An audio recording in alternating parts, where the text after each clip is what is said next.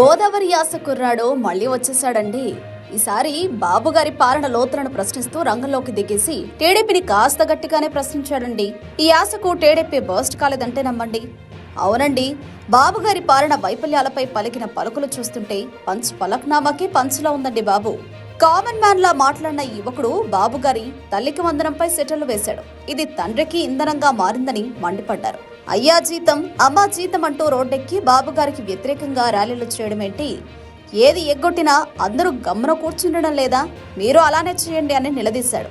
సర్కారు బడుల్లో CBSE syllabus తీసేసి పెత్తందారి కార్పొరేట్ పాఠశాలలకే పెడుతున్న చంద్రబాబు తీరును ఆ పేద పిల్లలు ఎవరూ ప్రశ్నించడం లేదు కదా, మీరెందుకు జీతాల కోసం రోడ్డెక్కుతున్నారని మండిపడ్డారు. ఇక జనవరి 1న కొత్త సంవత్సరంతో పాటు జాబ్ క్యాలెండర్ ప్రకటిస్తానని చంద్రబాబు అది ప్రకటించకుండానే వదిలేశారు. ఎవరైనా ప్రశ్నించారా ఏంటి అంటూ నిలదీశారు. ఉచిత ఇసుక ఇస్తారంటూ కాంట్రాక్టర్ల దగ్గర కమిషన్లు దోచుకుంటుంటే క్వశ్చన్లు వేస్తారా అంటూ నిలదీశారు. 40 ఏళ్లుగా ఎమ్మెల్యేగా ఉండి కుప్పం బస్టాండ్లో బస్టాండ్ కట్టని బాబుకు ఓటు వేసి గెలిపించి ఇప్పుడు ధర్నాలు చేస్తారేంటి? సొమ్మొక్కడిది సోకొకరిది. విశాఖలో జగన్ అభివృద్ధి చేస్తే దాన్ని క్యాష్ చేసుకుంటున్న బాబును ఎవరైనా నిలదీస్తున్నారా అంటూ కాస్త గట్టిగానే పంచులు వేశాడు.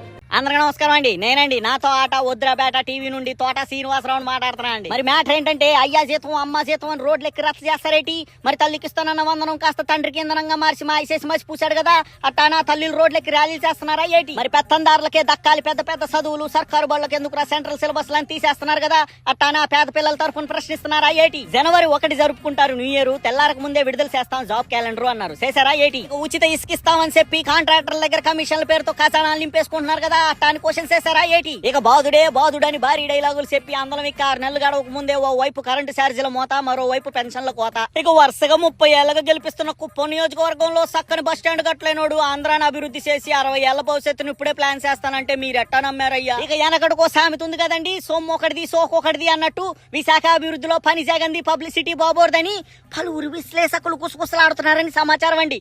ఉంటా అండి మరి.